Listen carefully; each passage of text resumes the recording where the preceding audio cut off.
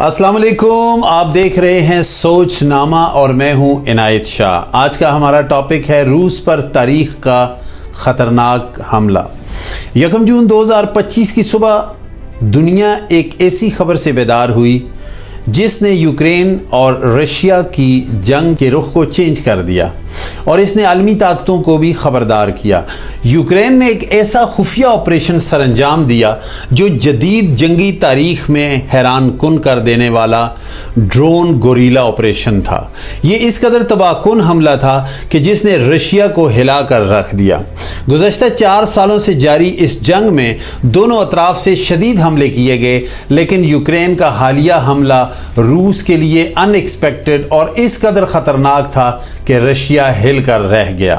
اس حملے کی جو خاص بات تھی کہ یہ حملہ روس کے اندر سے کیا گیا۔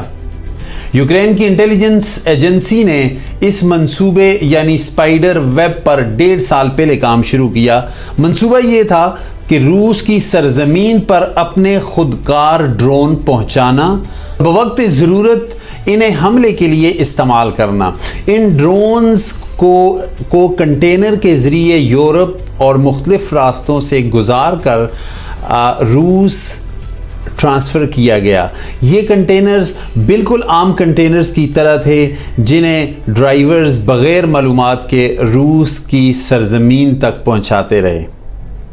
جب یہ کنٹینرز اپنے ٹارگیٹڈ ایریاز میں پہنچ گئے، ان ڈرونز نے اڑان بھری اور اس کے اندر موجود ڈرونز کا رخ آسمان کی طرف تھا۔ یہ سب کچھ یوکرین میں بیٹھے آپریٹرز کے کنٹرول میں تھا۔ یوکرینین آپریٹرز نے ان ڈرونز کے ذریعے رشیا کی ایئر بیسز پر اٹیک کیے اور یہاں پر جو جدید Tu-95 طیارے تھے ان پر اٹیک کیا۔ یہ جیٹ ایٹمی مواد کیری کرنے کی اہلیت رکھتے تھے۔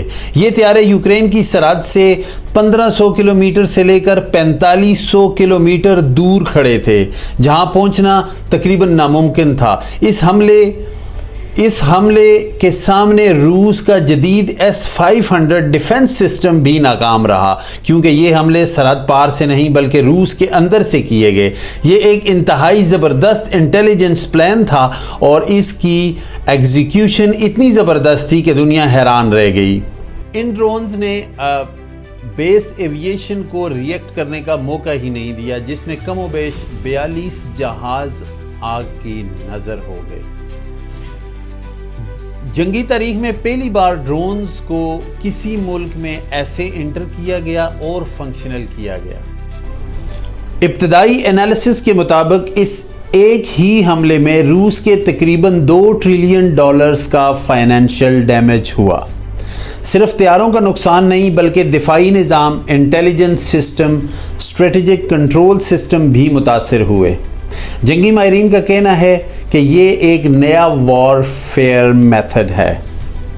ماہرین کا کہنا ہے کہ حالیہ کنفلکٹ جو ان دو ممالک کے درمیان ہے، تیسری عالمی جنگ کا آغاز ہو سکتا ہے، جو کہ دنیا میں ایک بڑی تباہی لے کر آ سکتا ہے۔ تیسری عالمی جنگ کا انحصار رشیا اور یوکرین کے بعد نیٹو ممالک کے ری ایکشن پر بھی منحصر ہے۔ ماہرین کا کہنا ہے کہ اس سارے عمل کے پیچھے نیٹو ممالک بھی ہو سکتے ہیں۔ اس کی زیادہ سال زیلنسکی اور ٹرمپ کے اختلافات کے بعد زیلنسکی کی طرف نیٹو ممالک کا جھکاؤ ہے۔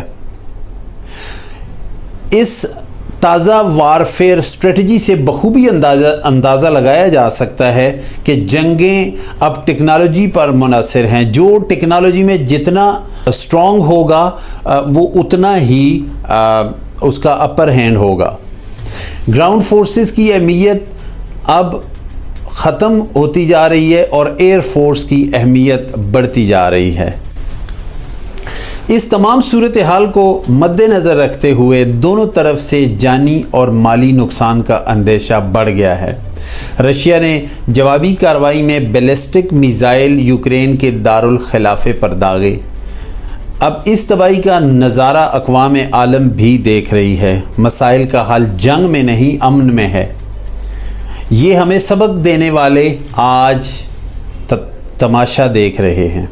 अजीब दुनिया है, जंग से अमन कायम करने को तरजीह देती है और फिर उसी अमन के लिए मुज़ाकरात करती है।